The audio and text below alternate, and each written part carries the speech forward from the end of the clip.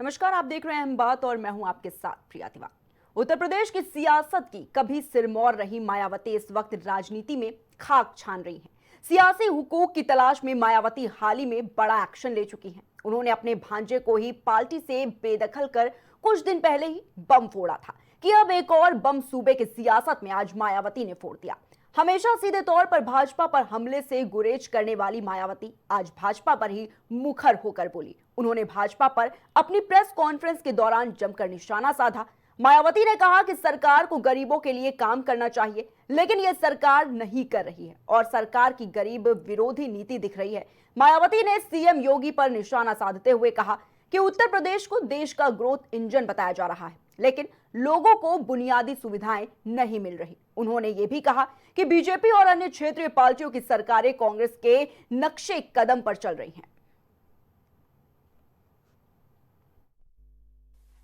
जैसा कि सर्वविदित है कि केंद्र व यूपी सहित अन्य राज्यों की भी सरकारें अपनी आर्थिक नीति, बजट व अर्थव्यवस्था आदि को लेकर जो बड़े बड़े दावे कर रही हैं, वे ज़्यादातर हवाई न होकर काश ज़मीनी हकीकत में सही और वास्तविक होते तो वाकई भाजपा द्वारा अच्छे दिन लाने के इनके सुनहरे सुहावने व लुभावने वायदे की थोड़ी अच्छी बात होती।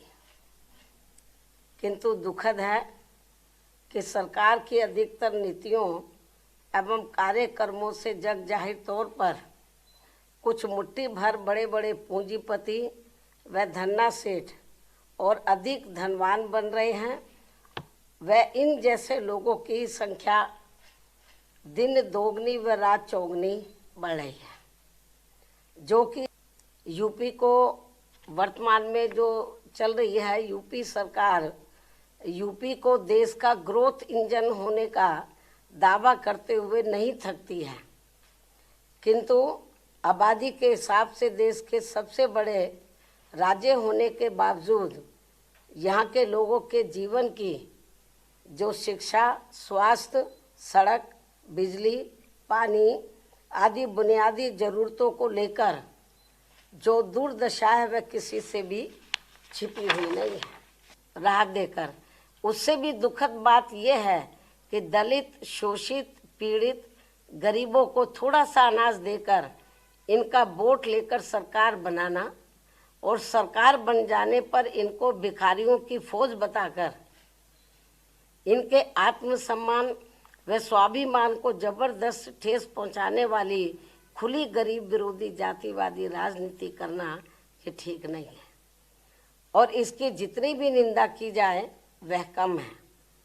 ये विषय हालांकि मीडिया में तो काफ़ी चर्चा में रहा है, लेकिन इसके बावजूद केंद्रीय नेतृत्व ने इसका संज्ञान लेना उचित नहीं समझा, जो ये भी चिंता की बात है। इसके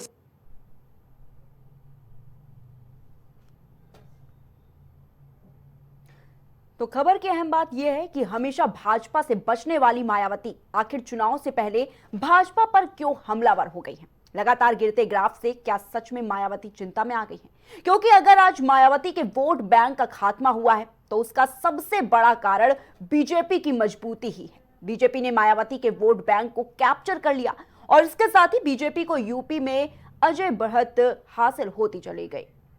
तो बताना चाहेंगे कि मायावती जिस तरीके से 27 की जंग है और मायावती इसमें काफी ज्यादा एक्टिव होती नजर आ रही हैं। साथ ही बताना चाहेंगे आपको कि यूपी में अजय बढ़त जो है वो हासिल करती चली गई बीजेपी, और इसके चलते मायावती ने एक बार फिर प्रेस कॉन्फ्रेंस की है और बीजेपी पर जमकर हमला बोला है। कहीं ना कहीं ये वोट बैंक की राजनीति से भी जोड़कर इसे देखा गया है और साथ ही ये कहा गया कि वो मायावती जो आज तक बोली नहीं, वो आज बीजेपी पर इस तरीके से जमकर हमला बोल रही है। नरेंद्र मोदी से लेकर सीएम योगी आदित्यनाथ तक जमकर हमला बोला गया।